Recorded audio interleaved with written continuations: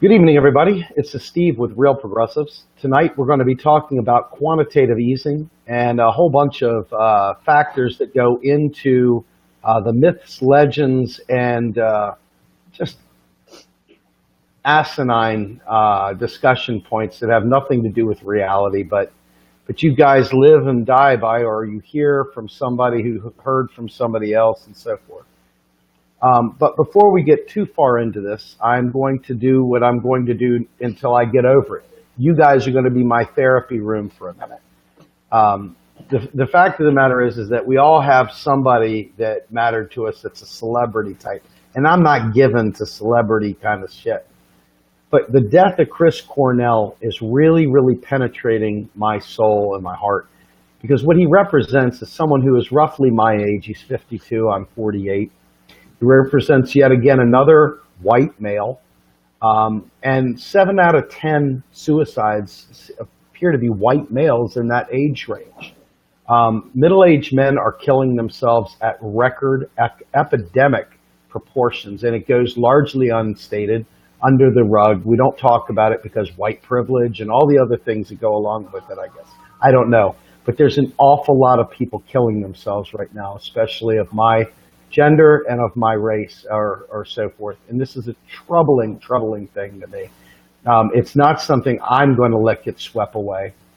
It's not something I'm going to let go unstated. It's definitely not something I'm going to let go of without trying to make more awareness of. Chris Cornell was a wonderful singer. He was an incredible singer. He loved his family. He was very, very caring and giving as it pertained to poverty and homelessness, going back as far as his time with Temple of the Dog, Soundgarden, Audio Slave, and even his own solo efforts. Chris Cornell always fought for the little guy. And so for those of you who don't know who Chris Cornell was, I'm sorry that you missed out on this wonderful experience. Probably the greatest singer of our generation, bar none. I would say that he would easily rival that of Robert Plant and others from other generations. But Chris Cornell, dead at the age of 52. I'm going to miss him. I feel a huge sense of loss. And folks, we got to keep aware of suicide signs, and we've got to really, really up our ante on suicide prevention. Without further ado, let me bring on Ellis Winningham. Ellis, welcome to the show, sir. How you doing, Steve? I'm doing well. So, as a fellow rocker and as a fellow middle-aged white dude, it's kind of scary stuff when you think about suicide, man. There's a lot of us going down for the count. It's 117 people a day die of suicide in this country. Yeah, it's an incredible amount. This is incredible. And,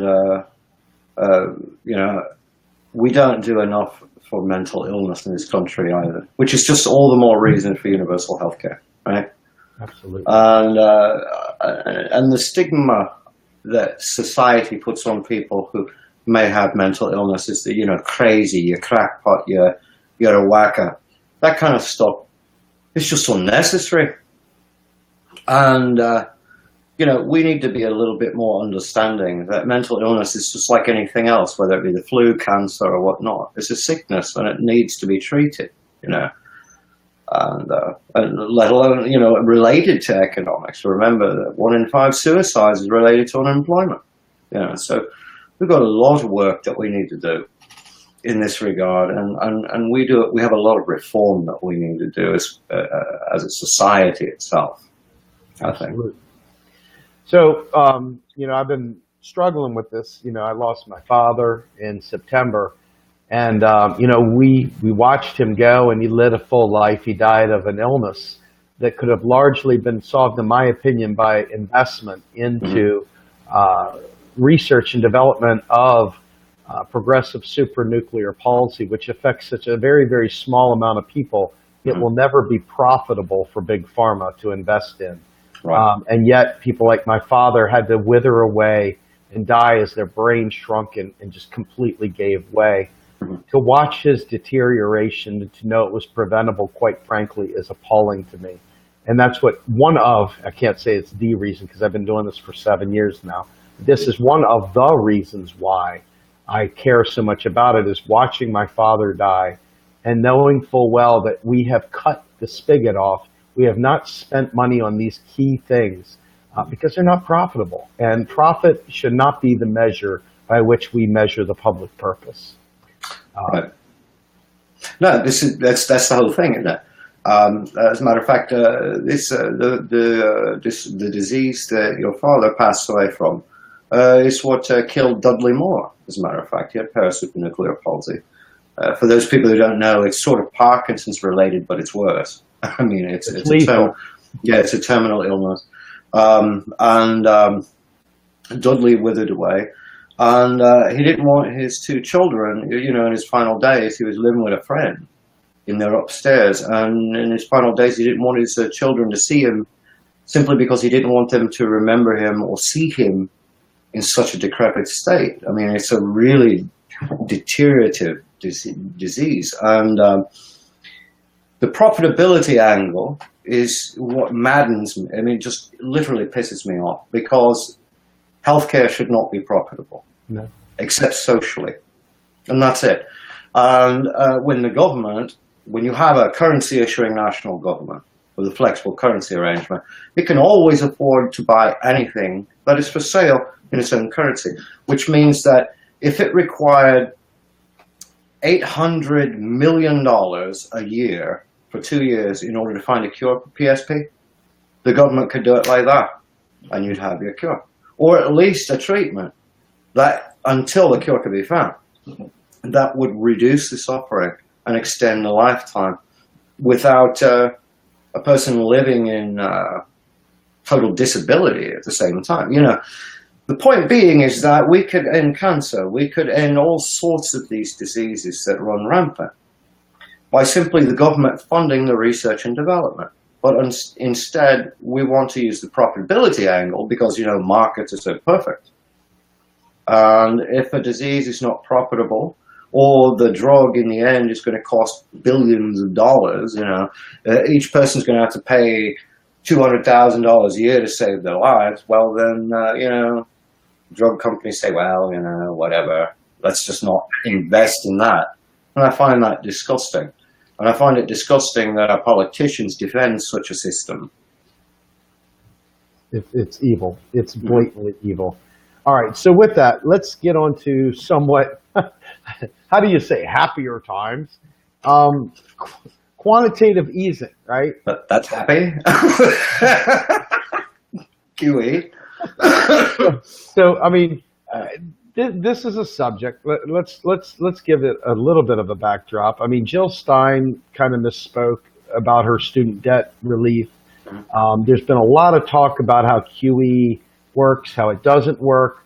People that are not terribly economically literate say a lot of things about QE, both for good and for bad. And it's pretty misunderstood what it's doing. To put it in layman's terms, it's rearranging chairs on the Titanic, correct? Well, it's more or less filling up boxes with useless crap and letting it sit there until you decide to get rid of it. You know, that's all it is. It's having a bunch of drawers that are empty, a dresser with a bunch of drawers that are empty, and then you just throw a bunch of crap in it and you let it sit there. And then later on you decide, okay, well, let's get rid of it all. And then you throw it out. And that's QE, actually. Quantitative easing, the name, frankly enough, comes from a man named Richard Berner. And that's who coined the term. And basically, unlike the way the mainstream portrays it, all quantitative easing is an asset swap for liquidity. That's it, end of story. If a bank has some treasury bonds, the central bank takes the treasury bonds off its hands and injects an equivalent amount of reserves in the reserve account. Okay, and that's it. It just takes one asset, puts it on the central bank's balance sheet, and then spits some high-powered money into a reserve account where it will sit endlessly until the Fed or the central bank decides to drain it away again. That's it. Let's talk. What exactly is the term high-powered money, or HPM? High-powered money is an old term from long ago. It just basically means that that's the shit. That's the government. In modern terms, for laypersons, high-powered money is the shit. That's the serious do-re-mi. You understand? That's the bread. Okay, man, got me there. Cool. It's like U.S. dollars. It's the government-issued stuff, and only the government can issue high-power money. Only the government can issue high-power money. It brings it into existence and it destroys it. Okay. So what other types of money, I mean, without going too far down the rabbit hole, what other types of money are there? There's a tiering of money. There's various tiers of money. Not so much money, monetary instruments. Sure, go ahead. Yeah, in the hierarchy, the government-issued currency in the U.S., that would be the U.S. dollar, in the U.K., the pound. Those are issued by the government, the U.S. government. Okay, and then below that, you have bank IOUs. So this is like bank credit money, as they call it, which is just a bank-issued IOU that they then denominate in the unit of account, which the unit of account is the government's currency. So, like in the United States, the unit of account is the dollar, and in the UK, it would be the pound. Okay, so banks take their monetary instrument and they denominate it in the government's, so that it will be able to be acceptable to clear tax liabilities to the government. That's what causes it to behave like money. That's why people want it, because you can pay your taxes with it.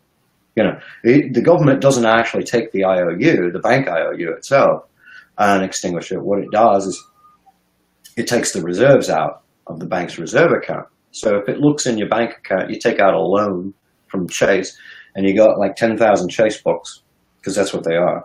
So you took out a $10,000 loan from Chase, and they're sitting there in your bank account. Your numbers say 10,000. The government checks, and you owe a $5,000 tax to the federal government. Government checks your account, sees that you got enough, and then it debits the 5,000 from the bank, from Chase's reserve account, and then your numbers in your account drop. But the bank IOU remains because you have to pay that back. See, so that's how it works. All right. And then you get all the way down to coupons and for Tide and the little tokens that used to get at video arcades back in the 80s. You go to the mall and you put a $5 bill or a dollar bill in the little token machine, and it would spit $1 worth or $5 worth of tokens. You could play your video games. It's little tokens and monetary instruments. All right, so let's take the next level, Ellis.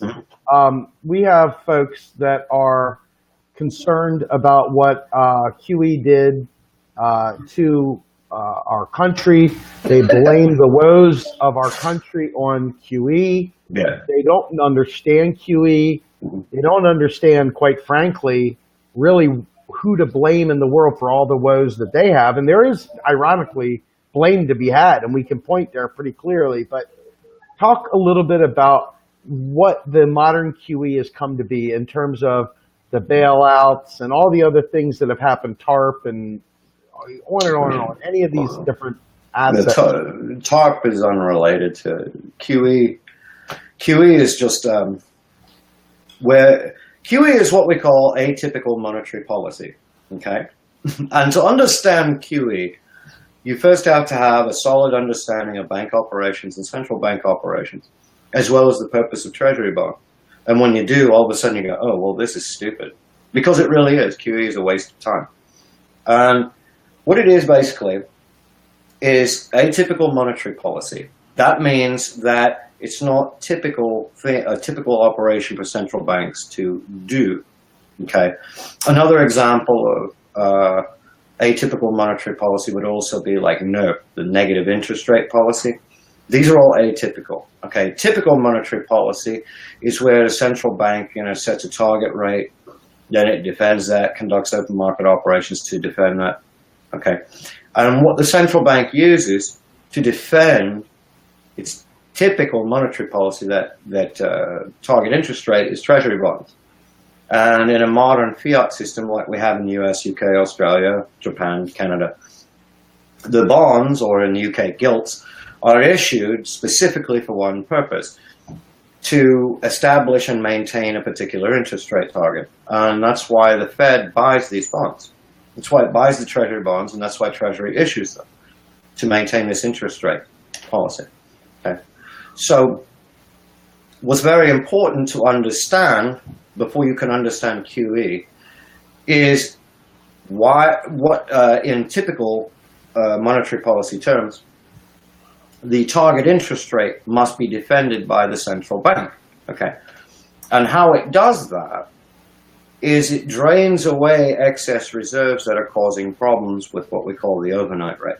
Okay, so to explain it in real simple terms, the Federal Reserve will set a target interest rate. Okay, now if there are excess reserves present in the system, remember what I said, excess reserves, what will happen is some banks on a daily basis, they might be short of reserves, and some banks might have a surplus of reserves, so they have excess reserves. What these banks that have a surplus of reserves want to do is not hold on to those reserves. They want to offload those reserves. They want to get rid of them, okay? Well, banks who are deficient will head to the interbank market, the federal funds market, because it's the cheapest way to obtain the reserves that they'll need, okay? And there's these banks up there with excess reserves who are willing to lend them out for price. So these banks that are deficient and banks that have an excess, they get in there, and all this stuff creates competition for these excess reserves. All right, that competition has the effect of driving down the federal funds rate. And it can drive it down to the point where it meets the Fed's target rate and then could go below it.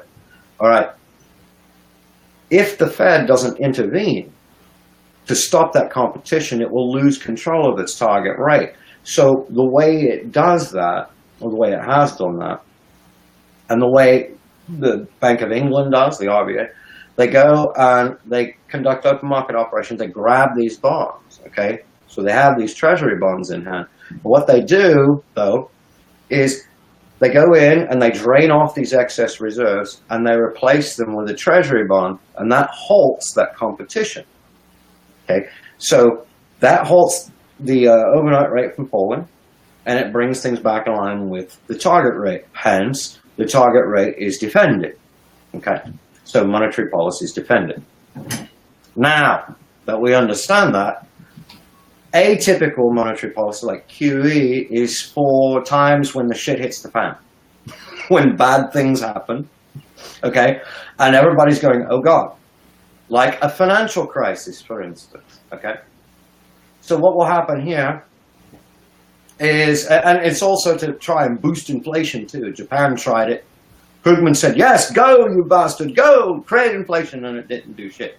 But anyway, back to our point, the financial crisis came along and everybody's like, oh, woe is me, we're all going to die. Because that's the mainstream narrative, we're all going to die.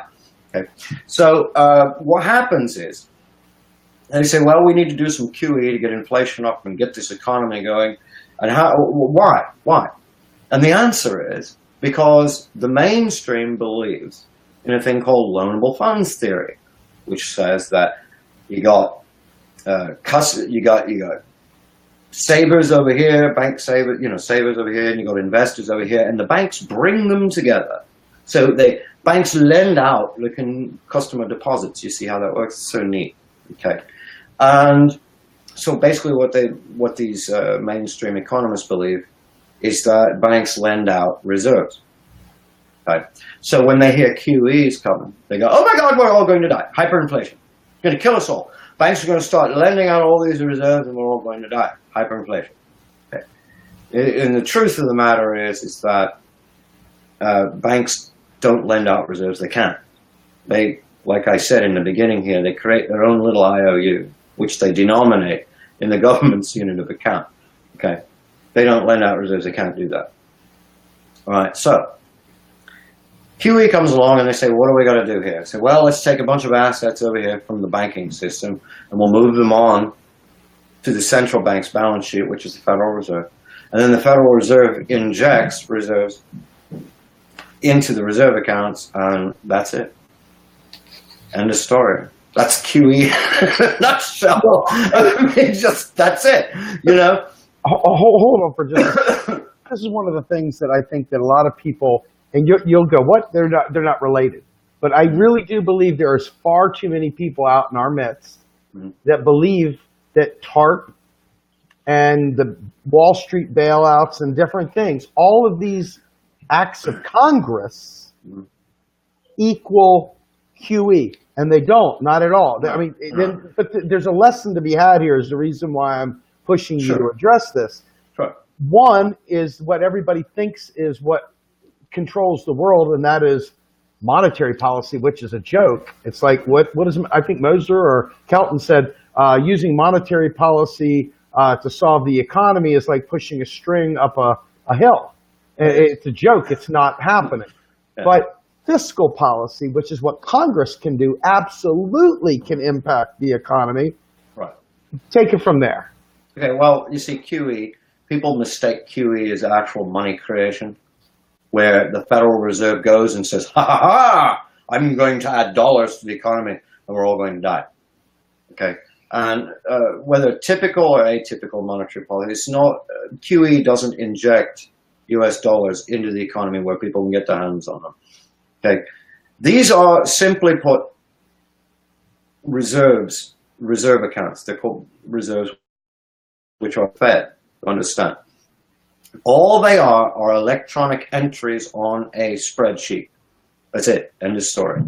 Okay, they're not cash, they're not Federal Reserve notes, they're not coins, they're not gold bullion or diamonds or Fruit Loops.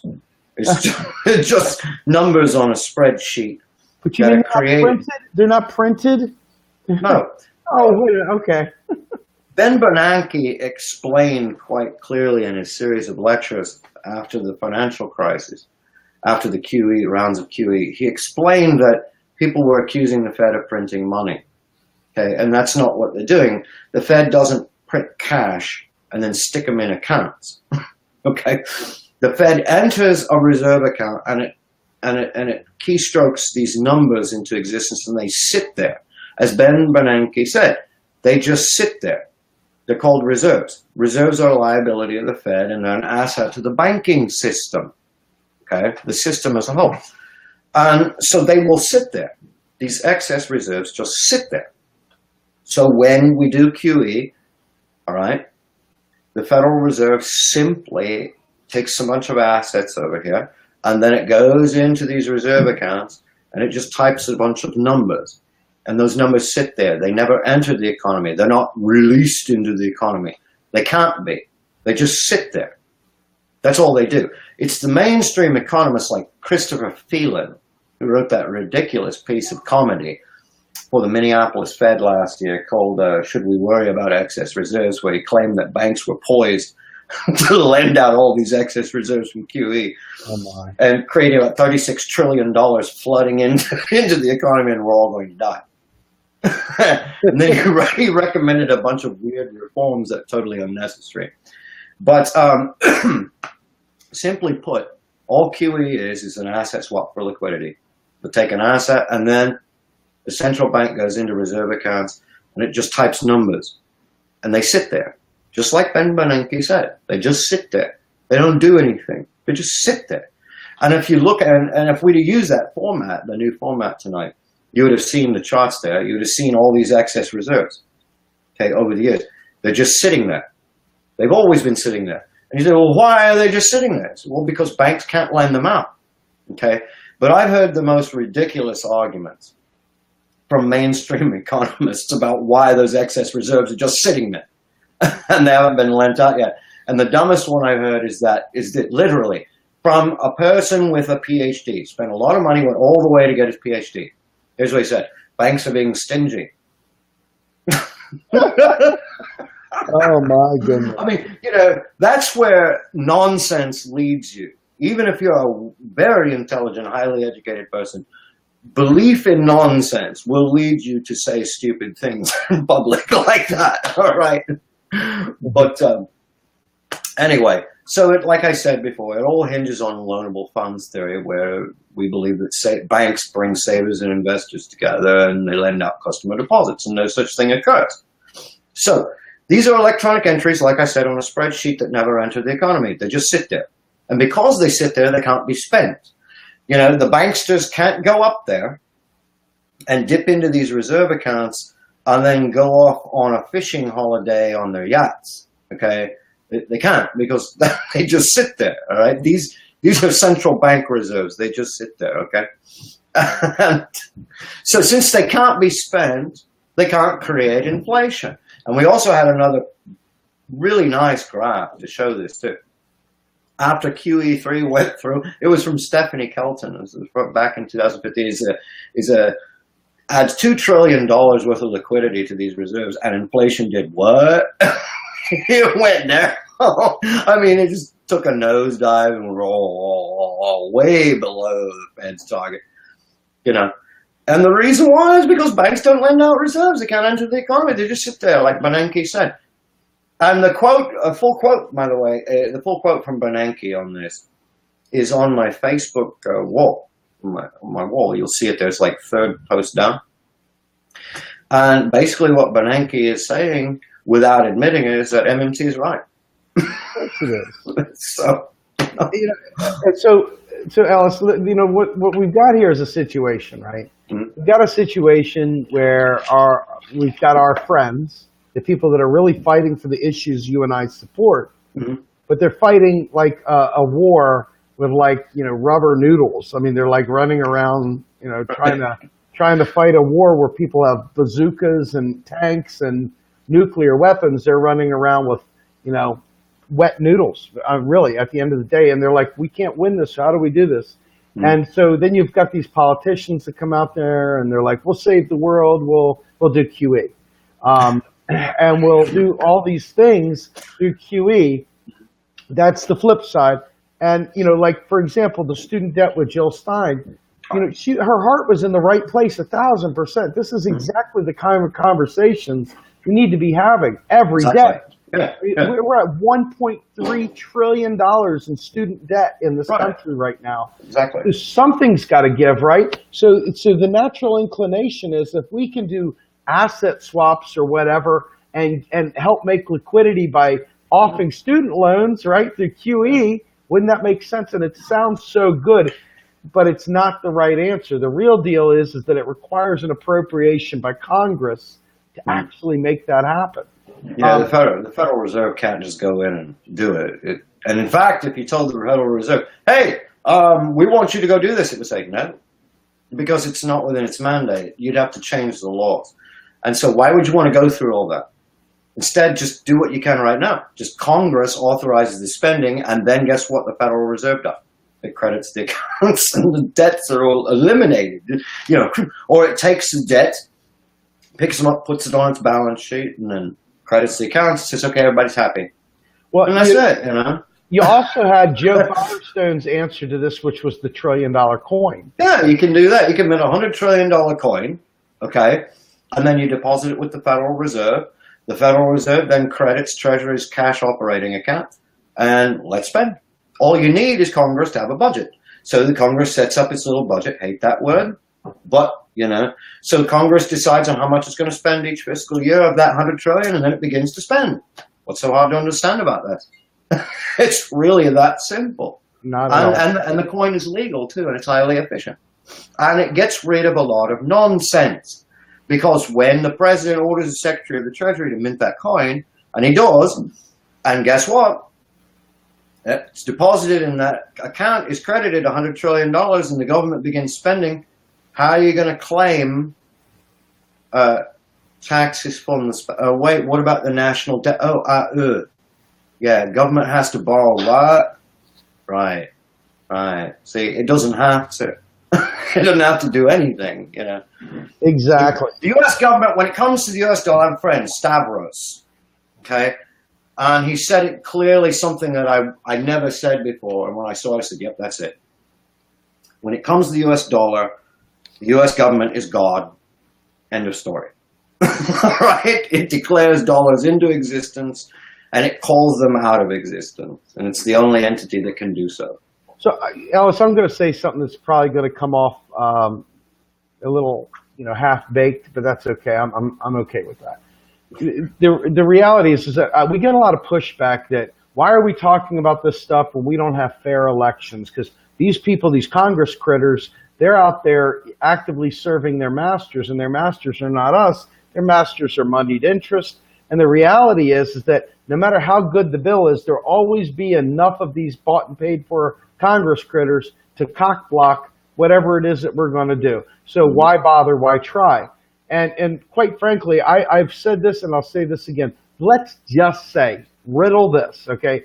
Let's just say that it's all one big fix, that voting doesn't matter, that your vote doesn't count, that nothing matters, which right now there's plenty of reason to be friggin' up in arms about our just disgusting primaries and our national election system. All right, that said, even in a pitched battle, these people's sole goal is to keep the masses quelled, to be the opiate of the masses, to keep the frogs boiling slowly, not to just go ahead and make them jump out of the pan. So when we sit there as a nation, even if this is one big fraud shit show, okay? If we as a nation got smart about economics and forced them, once they know that they can't pull that wool over our eyes, with or without the elections fixed, okay? To what degree they're destroyed, no one will ever know, right? We have to come up with something that we feel is error-proof and one man, one vote, whatever. One person, one vote. All that aside, if we as a population, an educated population, go forward and literally storm the gates and literally take to the streets, instead of just going only for pipelines, but go out there for economic justice as well, they're going to listen to us. They are going to listen to us, and they are going to take action because they cannot not take action. And they don't want to be the ones getting invaded by a foreign nation because they opened fire on millions of U.S. citizens that have risen up demanding justice. I don't understand why this is remotely controversial, but I recognize that there are some people out there who can't get out of their own way, who think that we should not talk about economics, that we should be focusing only on election reform or whatever. But I can walk and chew gum. It's an amazing feat. You should watch sometime. What are your thoughts here? I mean, what do you think about an informed population demanding of its government, regardless of whether the elections are fixed or not? Okay, look, if you go out and fix the elections, all right? Go out and fix the elections, Steve. Get it all done. Get rid of all the corruption. We're all done. Fix the elections. The elections are no longer rigged. We have a chance to win now. What are you going to do with a population where the majority still believe that federal taxes fund spending, the national debt's real, and the government's borrowing from China? What are you going to do with that? You're still going to be left. You're going to have fair elections.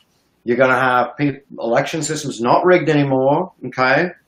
And the candidates are going to be up there and they're going to be honest.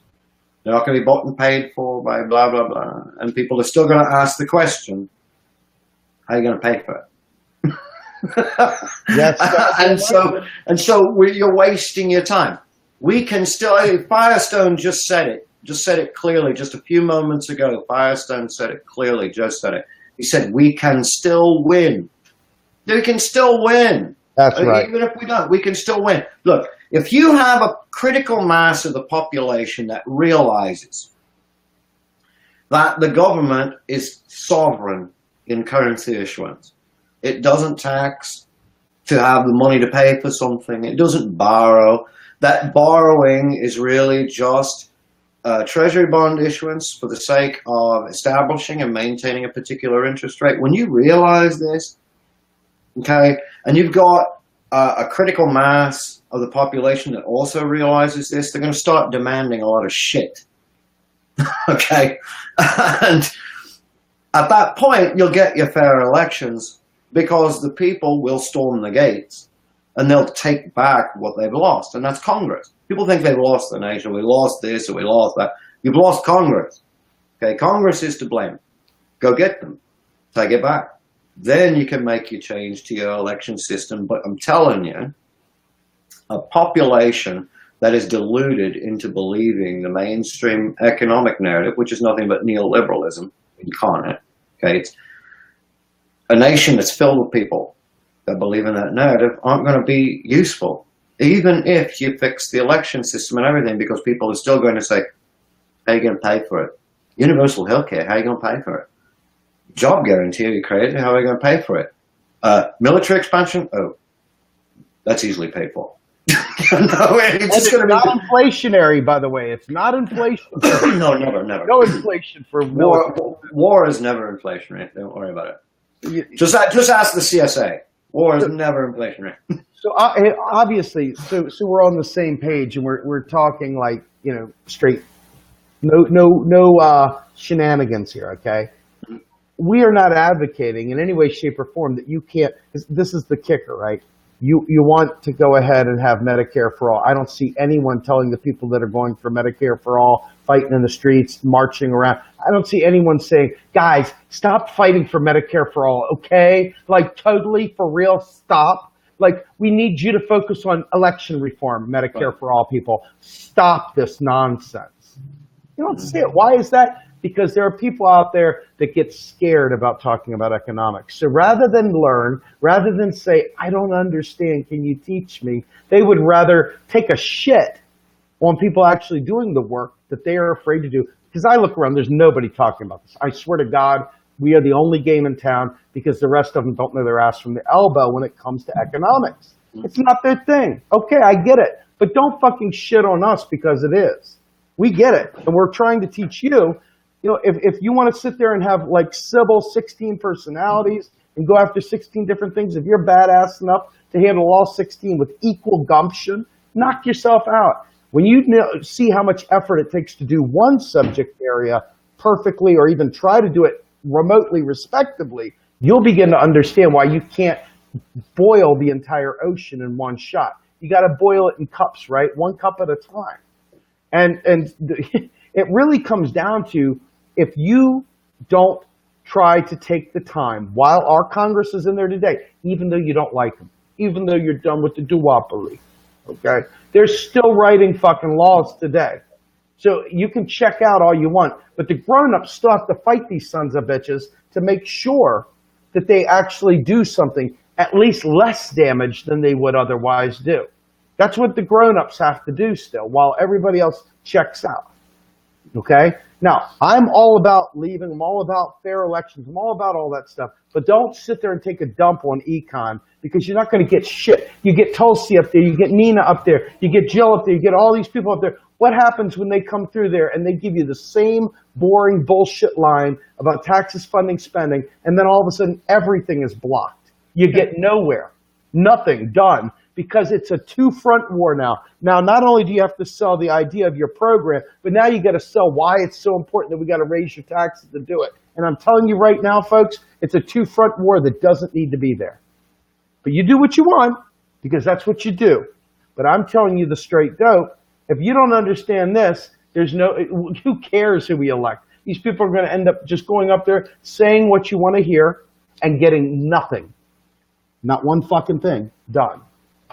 That's my take on it, Ellis. That's it.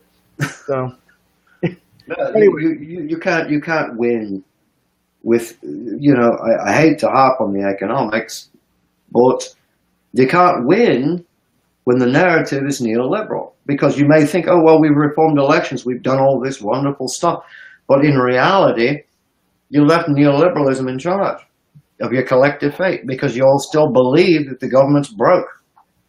I mean, what good is that to anybody?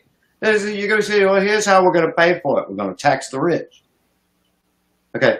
It's absurd.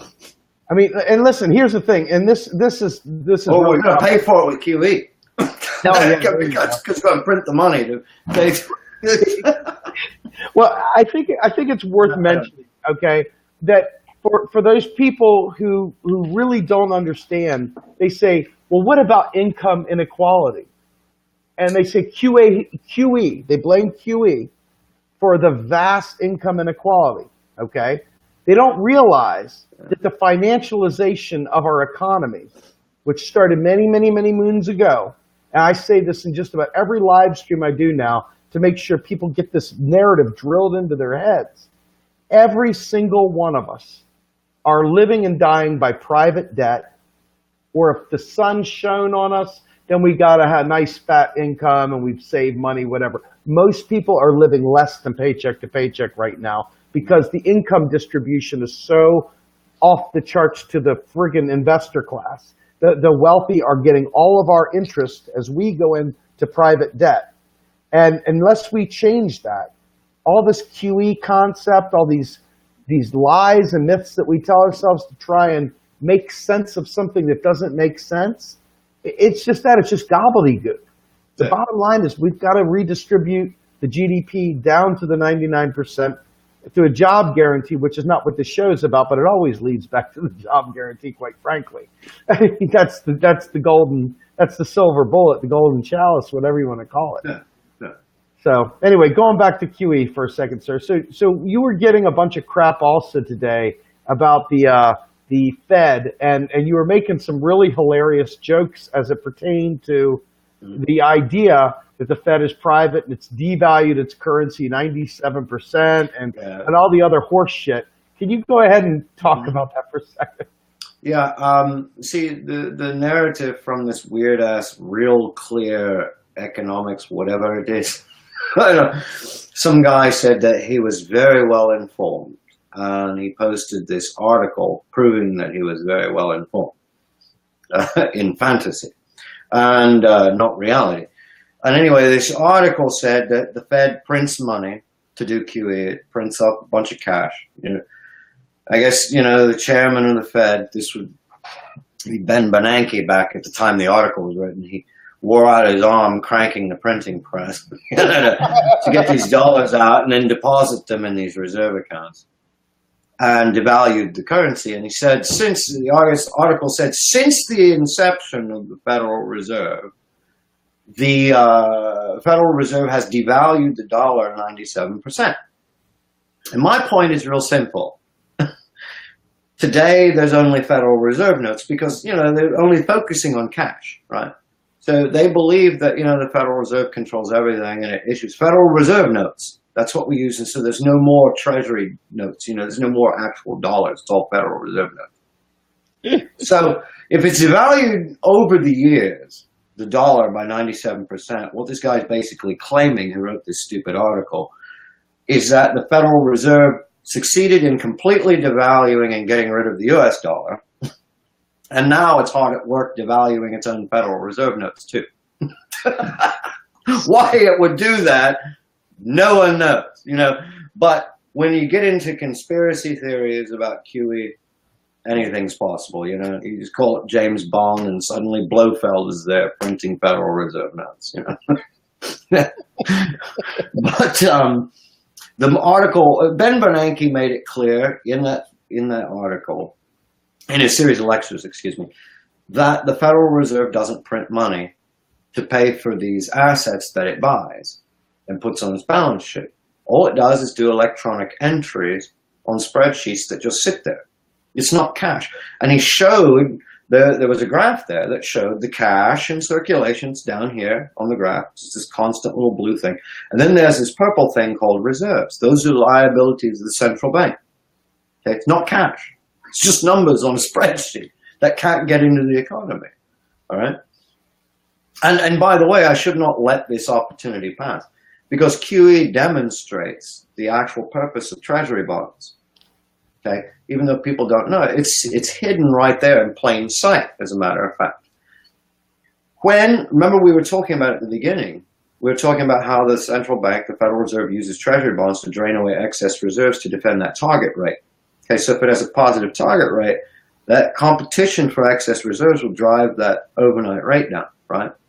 Well, use treasury bonds to drain away. Well, when you look at QE, the one thing that happens is the central bank, the Federal Reserve, sets the target rate at or near zero before it begins QE operations. The reason why is because the Fed knows that it's about to build excess reserves. Okay? And if it left the target rate way up here, positive and all that, and just went ahead and built up excess reserves, competition for the excess reserves would drive the overnight rate down and the Fed would lose control of everything. So it sets the target rate at a near zero. Reason why? So the Fed will not have to persistently and constantly intervene, draining away these excess reserves with Treasury bonds. See? It's interesting. And that's why the US Treasury issues Treasury bonds. The operational reason is to defend that target rate. And if you're doing QE, there's really nothing that needs to be defended, so it's using the Treasury bonds for that. But as soon as it starts to set a baseline interest rate higher in the positive range, it will begin to drain off all these excess reserves. That's what it does. Okay, that's what the Treasury bond's for. It establishes and maintains a certain interest rate that the government wishes to see. End of story. It's not fiscal policy at all. It's monetary policy. QE does not add a single dollar to the U.S. economy. The dollars, the reserves in reserve accounts, if you want to call them dollars, cannot be spent. You have to credit individual bank accounts for them to be spent. Okay, so the dollars, like Bernanke said, the reserves will just sit there because banks can't lend them out. So since they can't lend them out, number one, we know QE can't cause inflation, and the data proves it. Doesn't cause inflation, doesn't cause accelerating inflation, doesn't cause hyperinflation, doesn't cause anything. Okay. Two, it can't expand bank credit. You can't force banks, you can't get banks to lend, you can't encourage them to lend by building up excess reserves with QE because banks can't lend out reserves. So the reserves will just sit there, and that's that. They do nothing. Now, long-term and short-term effects on savers versus whatnot, that's arguable, and the data's not in yet. Okay. But as far as inflation and as far as expanding bank credit, it's not happening. QE doesn't add dollars because it's not fiscal policy. So when we hear about the plan of People's QE, it's a misnomer, the name People's Quantitative Easing. It's not really quantitative easing. It's not part of the monetary policy family. It's actually fiscal policy. Okay? It's just where the central bank is going to credit individual accounts. Okay? It's something that Congress or Parliament can do already through Treasury and Bank of England or through Treasury and the Federal Reserve. Okay? So it's not quantitative easing at all. And it's just fiscal policy. Typical that you would see when Congress decides to spend. That's what that is. So all right, so let's go to the next phase here. In terms of the idea of how Congress has the authority to spend money into existence and how spending that money into existence in no way, shape, or form adds to the public debt. The public debt, again, this crossover here is them selling bonds to go for a target interest rate. Has nothing to do with our Congress spending, correct? Right. What you're talking about there is a political argument. Exactly. And that's Congress demands that if Treasury is going to run a deficit, Congress says, oh, well, then you have to issue bonds. We won't have it any other way. So Congress demands that Treasury issue bonds every time a deficit is spent. But in reality, the operational reality is Treasury is issuing bonds because the Fed needs them to conduct monetary policy, to establish and maintain a particular interest rate. And that's it. Okay. As a consequence, these Treasury bonds end up being savings accounts that pay interest. When you buy one, remember you have to have dollars first before you can buy one. When you do, the Fed simply shifts the dollars that you used to buy the bond from your bank's reserve account over into a thing called a securities account. It goes from one particular spreadsheet to another. And just like the excess reserves that Bernanke was talking about, where they just sit there, electronic entries that just sit there, bond purchases are electronic entries that just sit there. They sit there in these securities accounts, unspent by the government. The government doesn't need it. Okay? They're just sitting there. And then at maturity, they'll shift them back to your reserve account. And that's how you pay off the national debt, by the way. 20 trillion national debt, what are we going to do? Oh, we're all going to die. I love that. We're all going to die. Yeah, here's the thing. You want to pay off the national debt right now. All you have to is tell the Fed, okay, look, every dollar that's sitting in the securities accounts on that spreadsheet, shift it back to the reserve account. Credit the interest and we're all done. That's it. End of story. Just shift it back. So, this nonsense about that bonds conduct fiscal policy is drivel from the mainstream that harkens way back to the gold standard. Bonds today are totally useless.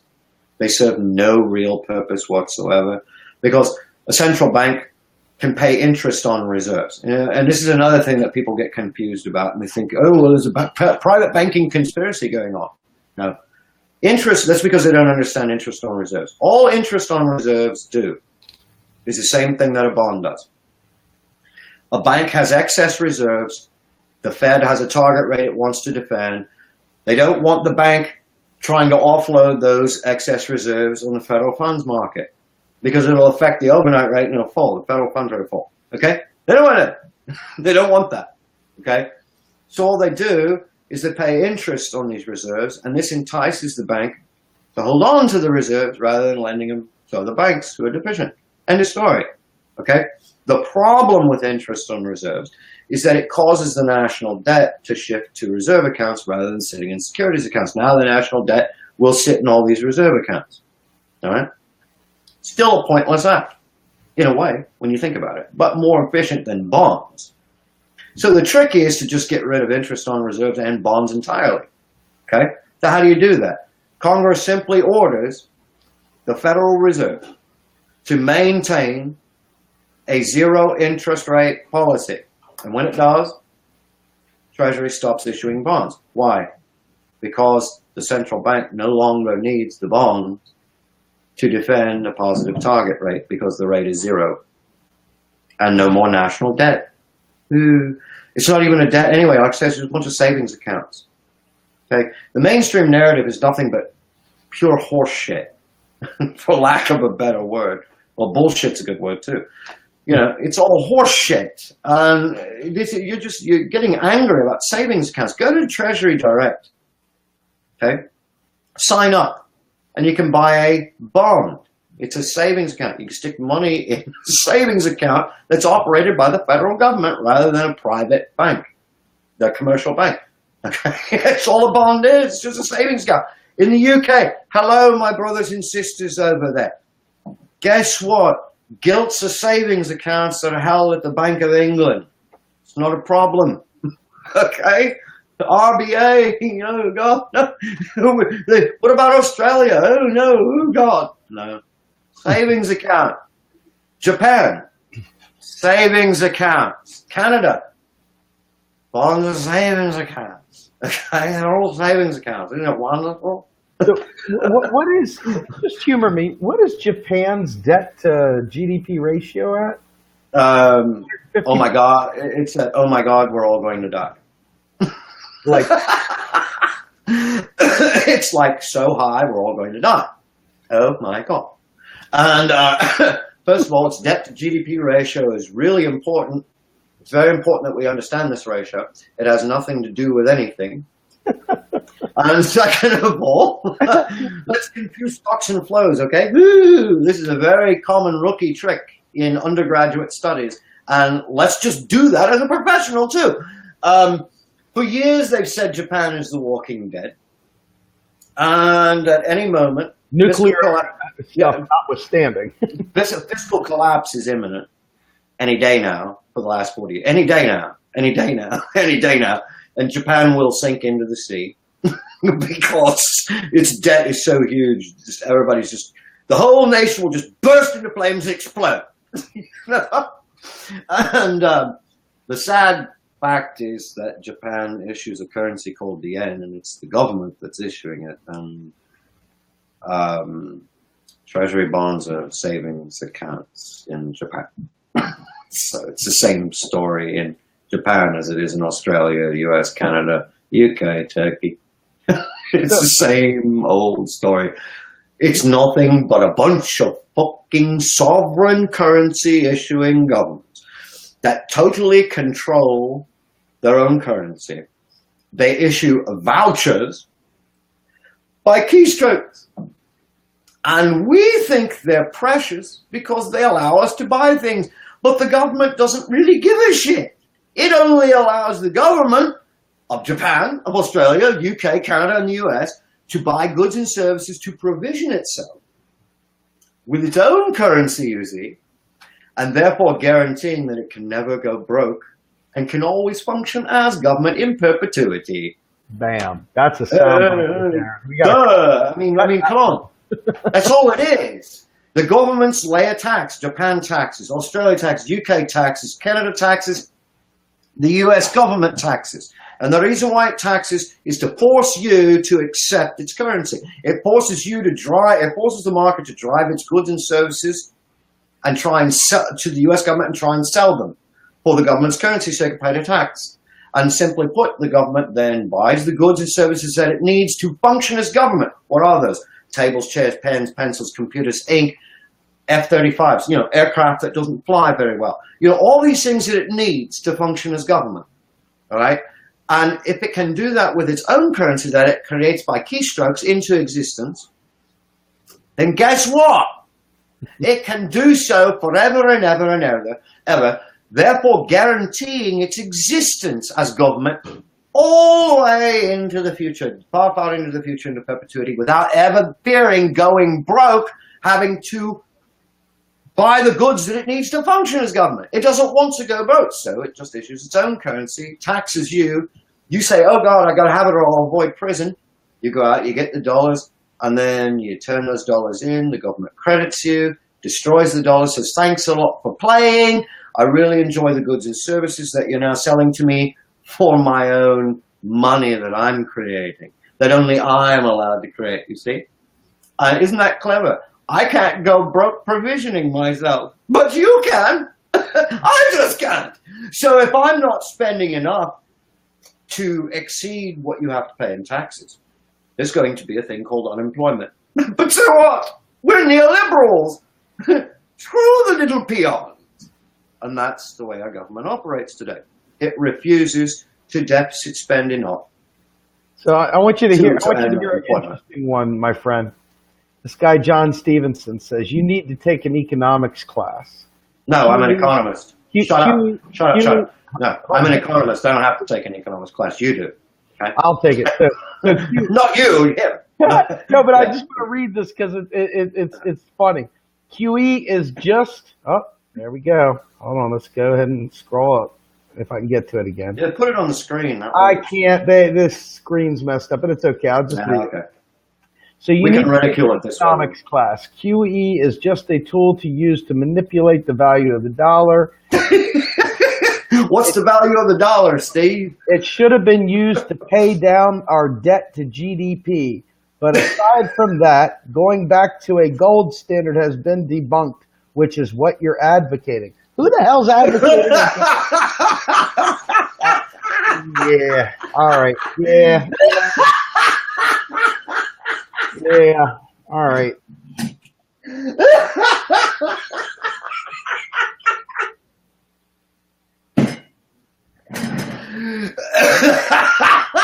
Oh God! Here, I can't believe this. So people can't understand basic English, can they? This is unbelievable. Yes, I'm advocating going back to the gold standard. I'm all in with Ron Paul. Fire Ron Paul's newsletter with your soon-to-be worthless dollars from QE. We need shiny pieces of metal that we dig out of the earth to have real currency. That's what we're advocating. Everybody knows that the U.S. dollar.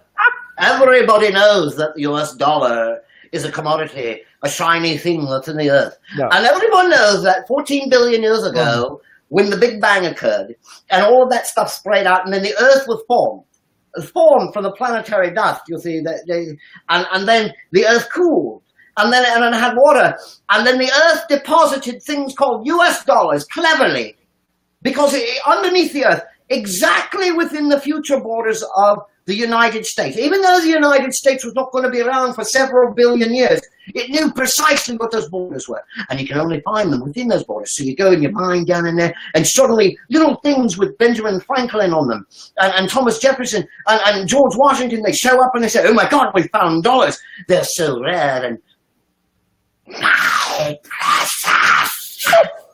The fuck is wrong with you? Fuck. They're just fucking vouchers, man. They're just electronic entries in spreadsheets. Oh my God. God have mercy. It's just numbers that are typed into existence from a keyboard. What the hell? I mean, Oh my God. Oh my goodness. I can't. Oh, okay. All right. So lots of done. box of gold bugs. Yeah, you never know what you're gonna get. Oh my God. All right. Mama always said, "Stupid is stupid does, Mama." Shit, I can't. I can't believe, if this were CNN, I mean, this is exactly what I would be doing right now. And the producers would be going, "Oh my God, break to commercial." I said, "No, wait, I'm not done."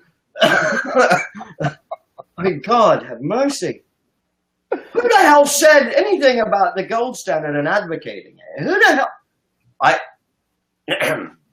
My official position is I do not understand the man's question or statement. Not because I'm stupid or uneducated. It's I don't know what the fuck he's talking about. I mean, God have mercy. All right. Woo!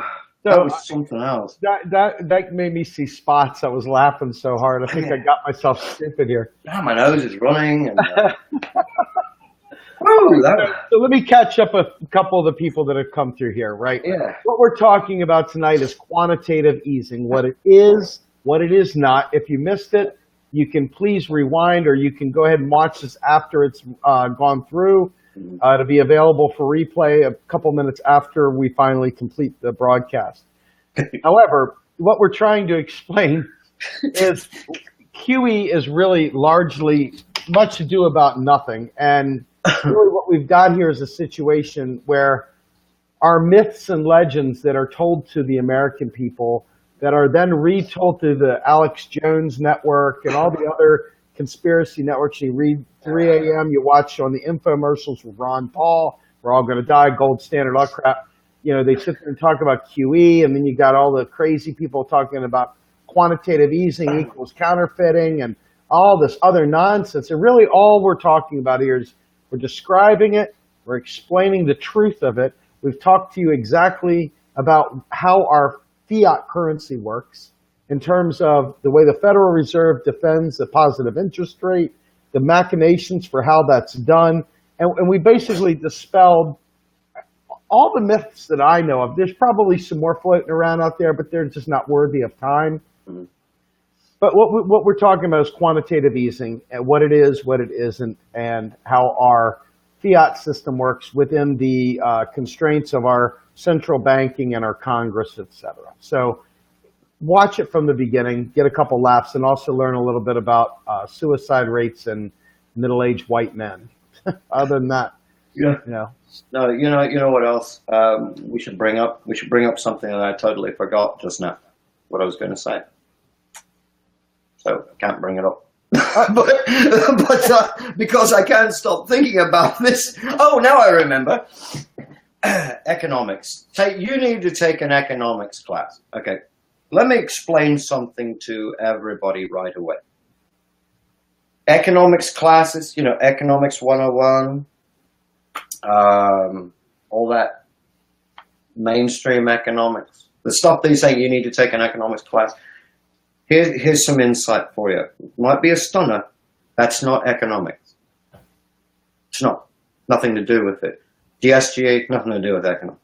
Okay. RBC modeling, nothing to do with economics. Okay.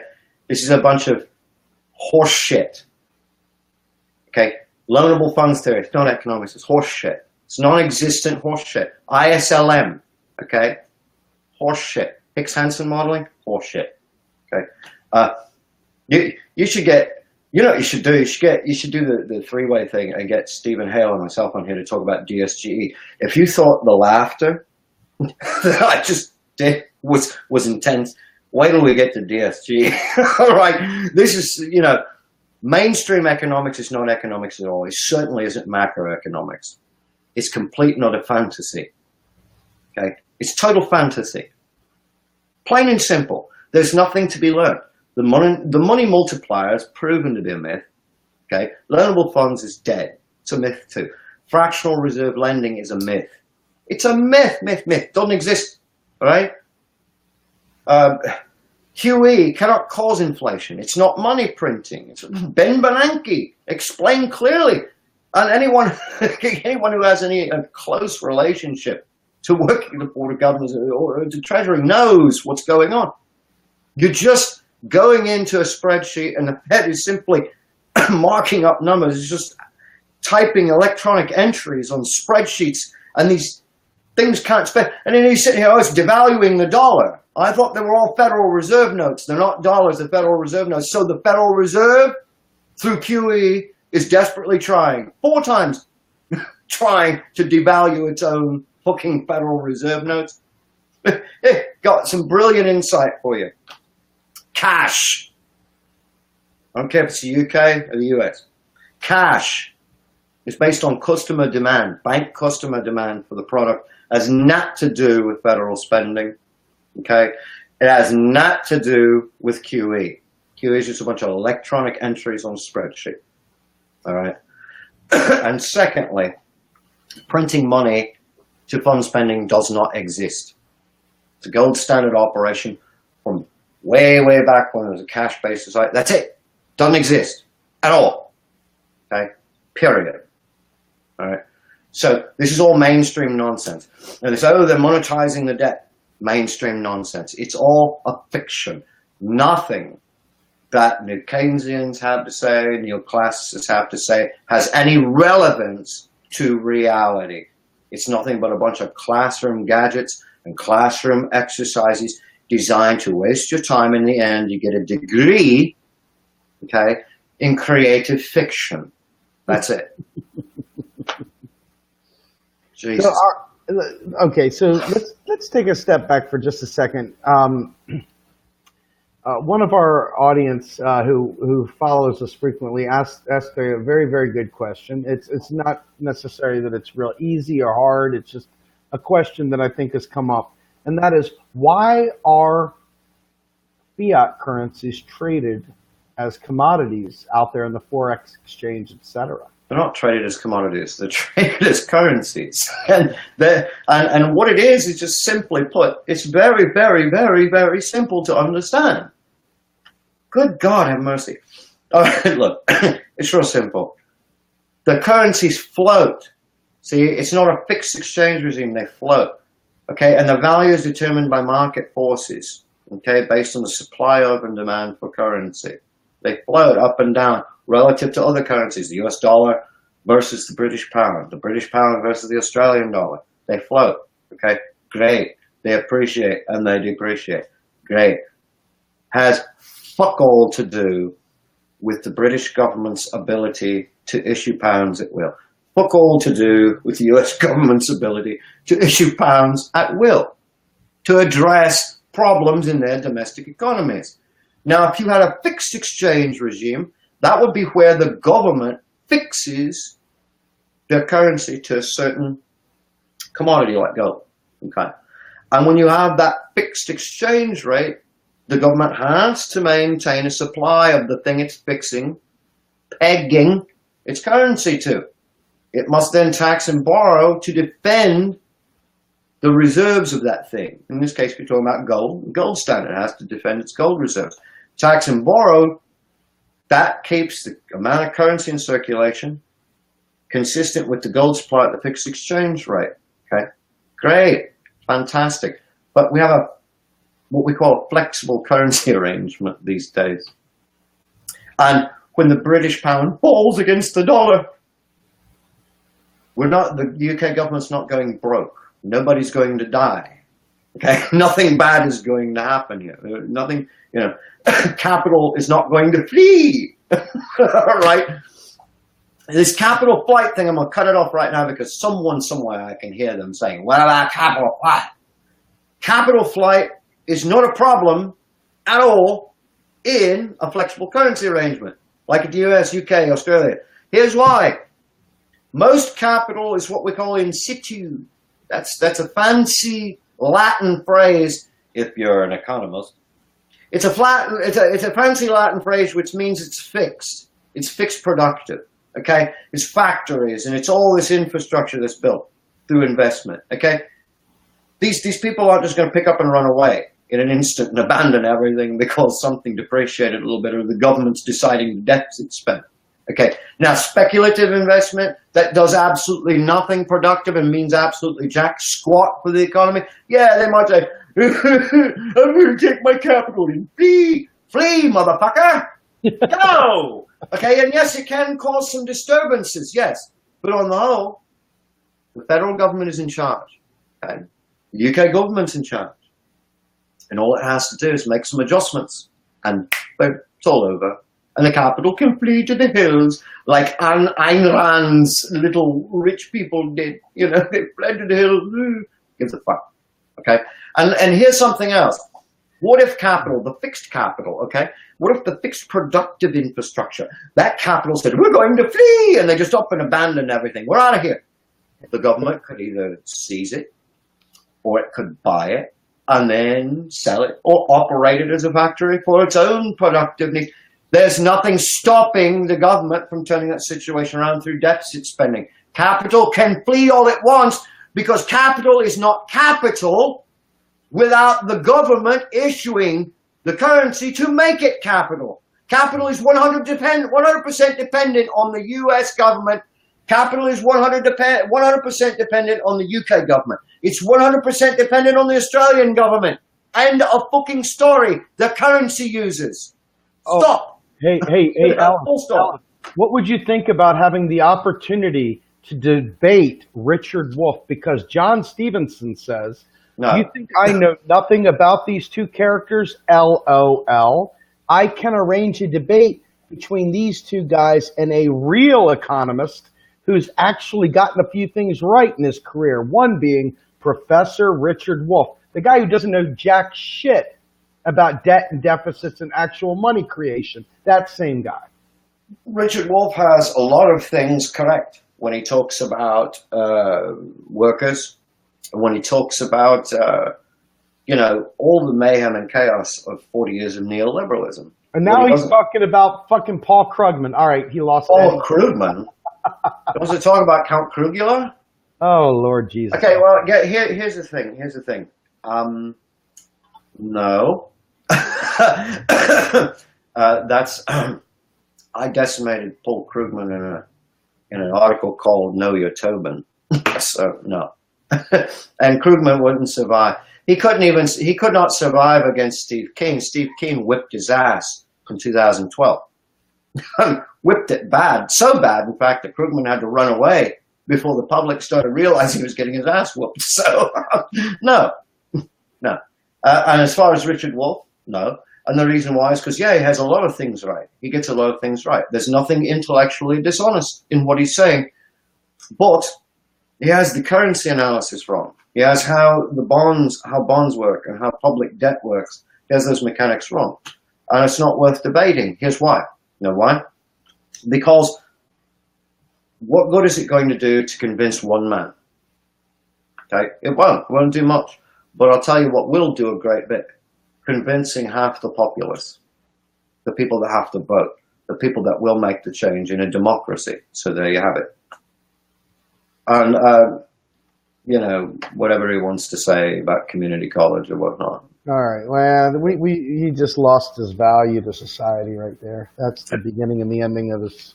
All right. So by the way, Steve, I think it's I think we should mention, okay, that you are fully aware of, because we've had great discussions about this before, of my admiration for Richard Wolff.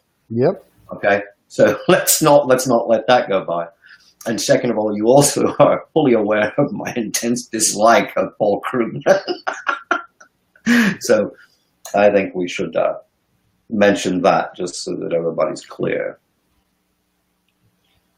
Yeah. So, what's interesting to me is the idiocy, and he's gone, by the way. I gave him his get out of jail free card. He doesn't have to be here any longer. So you don't have to bother replying to John. He's gone.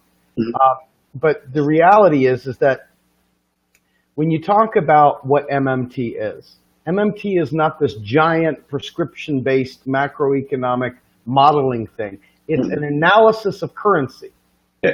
So the people that make it say things it doesn't say immediately lose 100 points out of 100 because they're not talking about MMT. The minute they try and say something about the political economy or Richard Wolff's ideas about what socialism is and so forth, it has nothing to do with MMT. The minute you go into ideology and you leave currency analysis, you have lost the battle altogether. What we should say, I guess what we should say here is that there is nothing wrong with the political economy. You know, what he's talking about when he talks about socialism and whatnot. What goes wrong is when we begin to conflate the currency analysis with the political economy. It starts to collapse at that point, because it takes, literally over here you're talking about socialism, and then over here you're trying to fit neoliberalism into it. You know, it's kind of strange. So I think that, I didn't mean to interrupt you.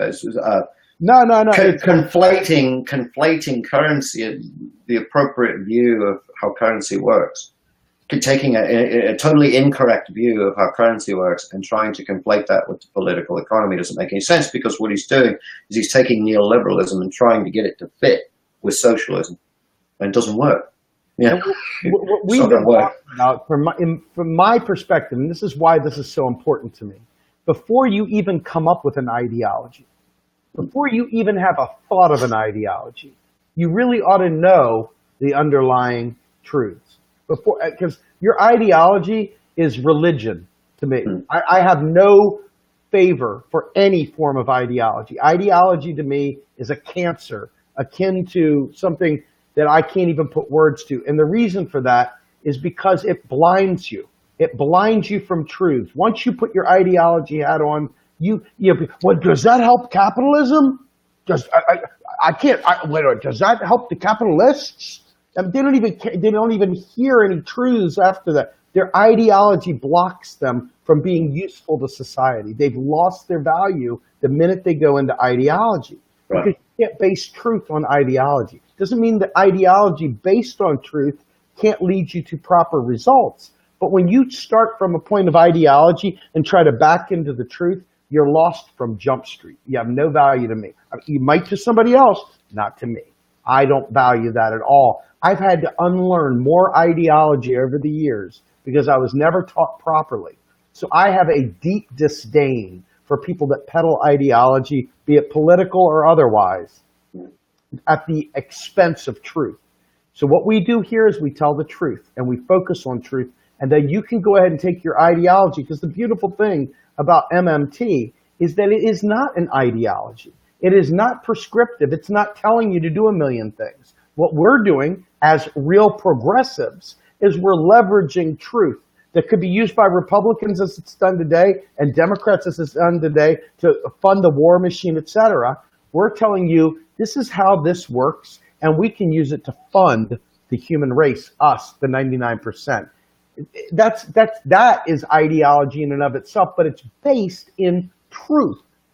When you start from a point of ideology and you try and back into truth, straight up, you're lost. You got no value in the conversation anymore, in my opinion. But anyway, that's me. I won't speak for you. All right. All right. So go ahead and tell me, Ellis, because I want to make sure we walk away from this clearly. One of the big concerns was we get all these different fetishizers that came in, and you were really nailing them hard on your wall about the Fed, devaluing its own currency and so on and so forth. But then some guy came in and said, well, it's absolutely a private banking cartel. It's absolutely this. Why else do they have the 6% payment that they get every year or whatever mandated? It's a savings account. Stocks are savings accounts. All they are. Now what? That's it. I mean, but why are they getting that? Why are they getting that, Ellis? Oh God, because what they want is the Rothschilds want to get rich, and how they do that. You see, what they do is they own their own central bank, which creates money out of thin air. Okay, and the central bank, the Federal Reserve, creates all of our money out of thin air. Okay, these conspiracy theorists never stop to think for just a moment that if the Federal Reserve creates all of our money out of thin air, then that means it can create as much as it wants whenever it wants. So it doesn't need an income. Okay? So then why is it bothering to lend money at interest when doesn't need the income or the interest. Why not just create enough money so the Rothschilds can go off and live on a planet somewhere alone? Okay, or whatnot? Because it doesn't make any sense. It's not a private bank. Okay, it has some commercial aspects and has public aspects, but it's the nation's central bank, and it was created by Congress. End of story. Full stop. All right. So the Board of Governors in Washington, D.C. is an agency of the federal government. When the Federal Open Market Committee issues directives to the New York Fed, the New York Fed must obey. It can't say, no, I won't. It just doesn't work that way. Okay? And it isn't lending jack fucking squat to the US government, because the US government controls the Fed. That's just the way things are. Treasury and Fed are the consolidated federal government. RBA and Treasury, consolidated federal government of Australia. Her Majesty's Treasury. Her Majesty's Treasury, don't you know? And the Bank of England are the consolidated government of the United Kingdom. End of story. Sorry to burst your Rothschild's anti-Semitic bubble, but that's the fact. It's kind of amazing that bigotry, that literal, it is pure unadulterated bigotry. Mm-hmm. That progressives who claim to be worried about equality and claim to not be against bigotry are one of the top proponents of the anti-Semite bigotry that goes into the whole Rothschilds and the Jews and all the other they do. I don't know if they actually know. You know that? I don't actually know if they know that the Rothschilds conspiracy thing is anti-Semitic. I don't think that that's ever connected. I think that it's just, like, could be the Bill Gates conspiracy, The Rothschilds are rich, it's this Bill Gates conspiracy. I don't think they realize the history behind that. And I really think they should look it up, because they would be kind of stunned to find out where it comes from. Okay. But whatever the case may be, I'll tell you this now. The Rothschilds don't own the Fed. They don't own the BOE. They don't own the BOJ. They don't own the BOC. They don't own the RBA. Okay? They don't own these central banks. It's just a bunch of nonsense.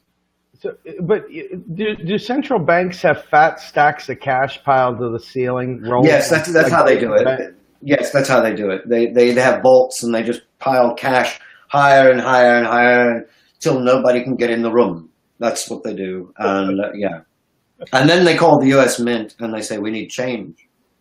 Want to put it over here in little sacks.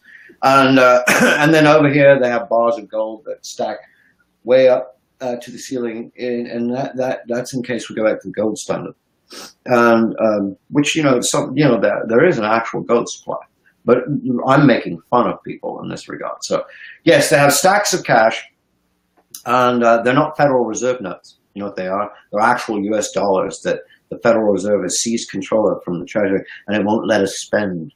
And it's keeping them there because it's hoarding our actual wealth. And you know what those U.S. dollars are, don't you, Stephen? That the Federal Reserve has hidden in those vaults. You know what they are, don't you?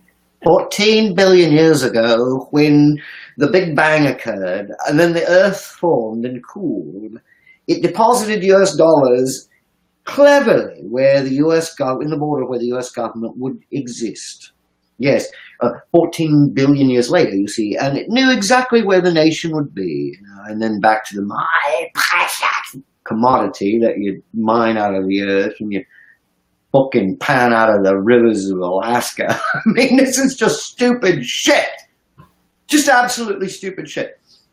And the U.S. Mint bangs out quarters. Bing, bing, bing, and pennies. Bing, bing, bing, bing, bing. Okay, that's great. That's fabulous. Okay? But when the U.S. government spends, it uses a keyboard and it types numbers, and that's it. That's all there is. Cash is based on bank customer demand, especially around the holidays. Okay? It's real simple to understand. Cash. Bank customers want cash. Steve Grumbine wants cash.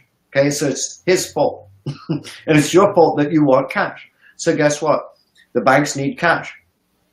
How are they going to get it? Well, during the holidays when there's a lot of pressure because customers are really wanting cash for the holidays because, they want to celebrate the birth of Jesus by buying expensive items, all right, and giving them to people. Well, the banks call up the Federal Reserve and they say, look, we need some cash. And the Federal Reserve says, okay. But it finds out, it's going to have to print some extra cash because it's the holiday season. So what it does, the Federal Reserve doesn't print off these Federal Reserve notes. It doesn't have the authority. You know who does that? It's the U.S. Treasury's Bureau of Engraving and Printing that prints the Federal Reserve notes. Oh my gosh. Oh my God. Oh, it's so weird, isn't it? And so the U.S. Treasury's Bureau of Engraving and Printing then cranks the handle, and cranks out all these Federal Reserve notes, and they look really nice. And then guess what it does? It doesn't ship them to the Federal Reserve. It ships them to the individual 12 regional Federal Reserve banks, which then ship them to the commercial banks in those regions, who then stick them in their vaults so that Steve Grumbine can walk into the bank and say, look, I need $20. I'd like to withdraw $20 and I want it in cash. And they can give him a $20 bill because they got it in the vault. Now, after Christmas, guess what happens? The bank might find, oh, God, we have too much cash on hand. Well, guess what? When the Fed shipped that cash initially and it requested, say, $2 million, the bank said we need $2 million in cash. The Fed deleted the number 2 million from the bank's reserve account and shipped $2 million in cash. Now, when the bank sends back the 1 million extra, the Federal Reserve receives that cash, and then it goes into that bank's reserve account and types the number 1 million. See? That's it. That's how cash works. Nothing to do with fucking federal spending. Nothing to do with anything to do with federal spending. This is a gold standard operation you're thinking about, this printing money where you devalue the dollar. Okay? Can't devalue the dollar. What's the value of the dollar? Who the fuck knows? There's nothing pegged to it. It's fiat. Okay? When people talk about devaluing the dollar, they're talking about inflation. And that's what takes us back to QE. Oh, it's going to cause inflation, devalue the dollar, we're all going to die. It's not going to happen because they're electronic entries and spreadsheets that can't be released into the economy. Okay? They're not printing money. Nobody's printing money at all to fund spending because there's no gold standard. Okay? You can't cause inflation from government spending until you reach the point. Casey, I'm giving you kudos, by the way. I see that.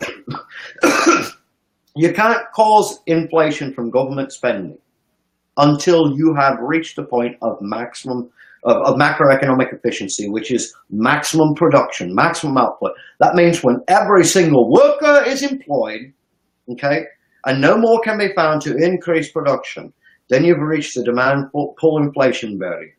All right? And if government spending persistently exceeds that barrier, goes past the real ability of the economy to produce goods and services, you're going to get inflation. Before then, you're not going to get a devaluation of your dollar. So just fuck off. So, hey, and when I say fuck off, I'm talking to the professionals. I'm talking to Krugman. Fuck off. Okay.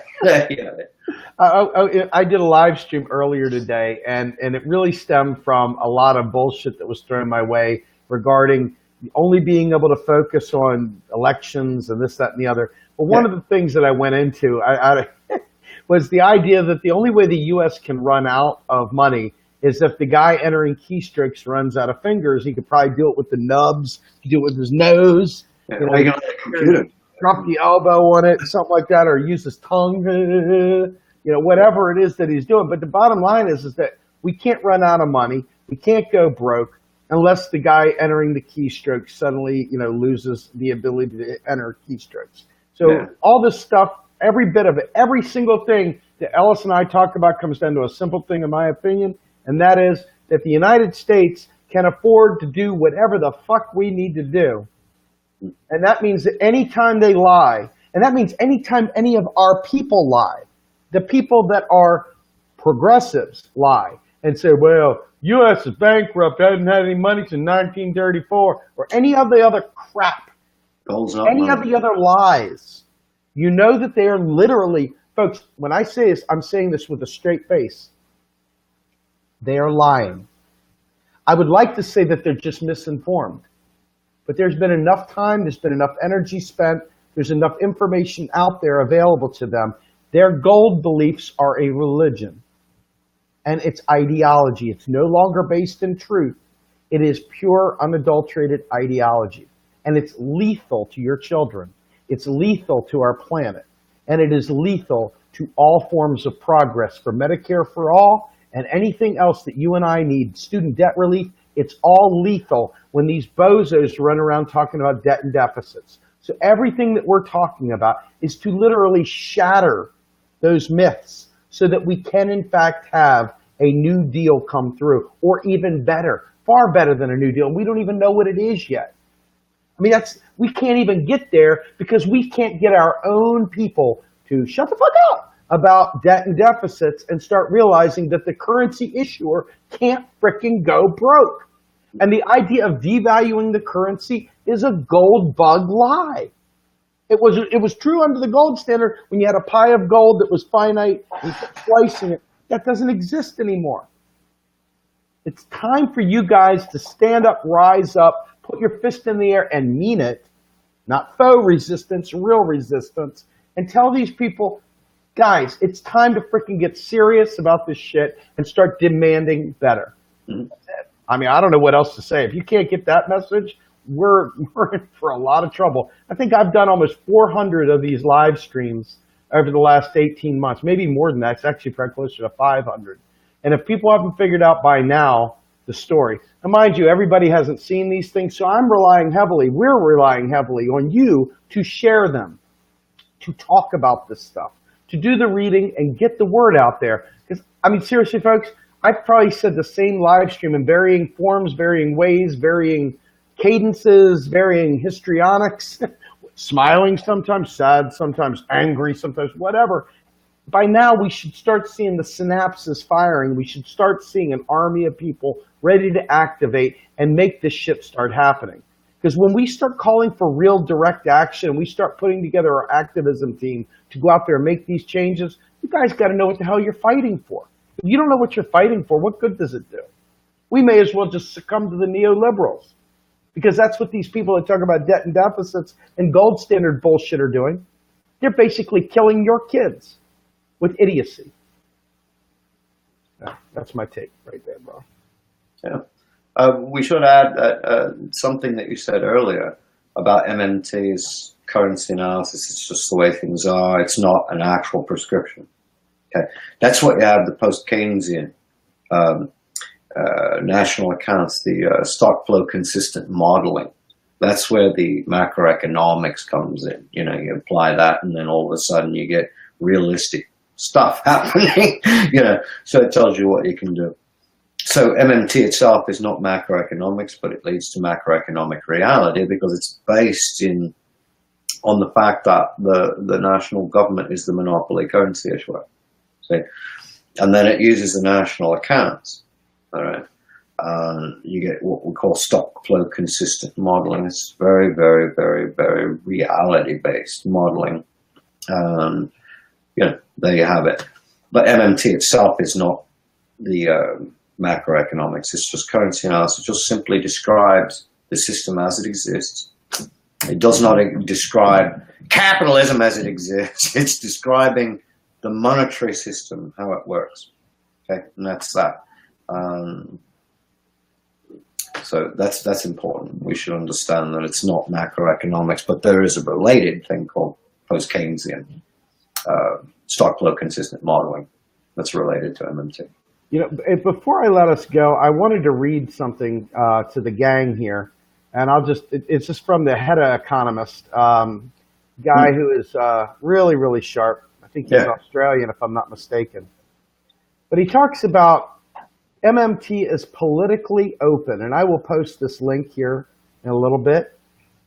And he says, I find it surprising that some commentators on the MMT-related blogs and elsewhere in cyberspace fear that MMT is designed to suit the political left. I disagree with this perception. The only sense in which I think MMT is helpful to the left is the same way it is helpful to all alternative perspectives. It indicates that social possibilities are open and that there is more than one alternative. In this respect, it is more truthful than orthodox economics. This may be a negative for defenders of the status quo, but it does not mean that MMT is of any particular assistance to the left other than to make it clear that its preferred social choices are indeed in the mix along with other social possibilities. For example, MMT with most heterodox approaches, there is no presumption in favor of laissez-faire capitalism. This is different from orthodox economics, which presumes on no legitimate basis whatsoever that laissez-faire capitalism is best except in specific instances in which it can be shown otherwise. Leaving out this baseless presumption is no doubt inconvenient for those who benefit from it in the current orthodoxy, but its omission does not favor the left over any other perspective. Now, why am I saying that? Because, as we have stated repeatedly, MMT is a description of currency as it stands, wherever it is. As Ellis has stated, as I stated, the political opportunities are there for the right wing as well to do tremendous evil with whatever they choose to do. Mm-hmm. And there is tremendous opportunity for the left or whoever wakes up the woken, because I see the left as being completely and utterly buffoonicus moronicus right now, trapped in stupidity of epic proportions. But the right wing and the establishment are using our system as it stands to great precision to push the money up to the top and leave us struggling. And you all defend that. That's pathetic. There's no excuses anymore. You've been given tools, use the tools. You've been given truth, use the truth. The fact is the policy space is there for great evil or great good. At some point, you'll care enough about your kids. At some point, you'll want to live long enough to see the planet survive. But you'll activate on it, you'll take it seriously, and you'll do something about it other than wax poetic about some bullshit Mises blog you read somewhere, okay? Or some gold bug bullshit you heard from Ron Paul or some other crap from InfoWars. At some point, you'll give a shit about your country, your people, your kids, the planet, the animals, the environment, everything. You'll care enough that you'll stop saying worthless stuff and you'll start focusing in on truth. That's your decision right here, folks. This is truly just simply facts. Once you embrace the facts, then you can activate based on your sensibilities. This is not just political mumbo jumbo. In fact, this is the anti-political mumbo jumbo. In fact, this is post-partisan, beyond partisan, non-partisan. This is purely currency analysis. We are telling you from a progressive standpoint that we can take this knowledge, having no political bias whatsoever, this knowledge, and we can use it for our purposes, which are to save our kids, planet, and so forth. When are you going to wake up and take this and run with it? It really is there for your taking. You got to care enough. When you look at your little kid, you go, hey, I was talking to people about how important it was to lower the debt. You know, you're rocking your baby and all. Look at them and you may as well just throw them in the garbage can, because what you're doing is literally putting evil on your child. You're harming your kid. You're harming my children. You're harming Ellis's children. It's time to stop hurting people and start using your brain and activating on this. There's no excuses anymore. The veil is lifted. You know the truth. It's time for you to do something with it. Ellis, that's my closing remarks. You got anything to say? Yeah, I want to add to that is that MMT, once again, is not political. Yeah, I totally agree with the article from Head Economist. I've said it for years myself. Bill Mitchell has said it. It's not political. It's simply a description of the monetary system as it is today. Okay, and it can work for conservatives and it can also work for progressives. Right? And when we say it worked for conservatives, we don't necessarily mean it worked for the trickle-down people or moving money to the 1%. For instance, say we're not going to have a job guarantee, but we want to spend for full employment. A progressive might say, well, we're going to spend more, so we will expand the deficit for full employment. A conservative might consider tax cuts to be a more appropriate gimmick to drive the unemployment rate down. Now, do we mean tax cuts for the rich? No, because a conservative would understand, if he understands MMT, then he understands how it works. So he would say, we would get rid of FICA. We would get rid of all of these taxes on the working class and on the middle class so they'd have more money and let them spend, okay, what they have. Let them keep more so they can spend more. Okay, strangely enough, a progressive will then come to the conservative and say, yeah, I agree with that FICA tax cut. That makes perfect sense. Get it? Progressives and conservatives alike fail to be progressive and conservative anymore. On the political spectrum, yeah, they may appear that way. But in reality, when they understand MMT, they sort of rise above that and they just become practical human beings.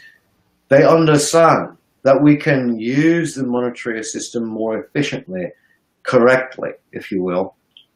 I prefer to say efficiently.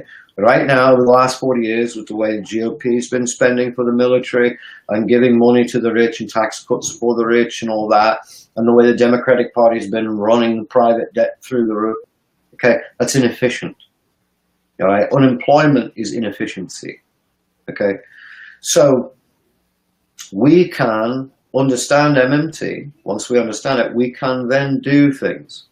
We can use the monetary system more efficiently, correctly, so that it benefits everyone. Nobody gets left out. No more poverty. No more involuntary unemployment. No more healthcare issues. It's all taken care of. Investment in healthcare research.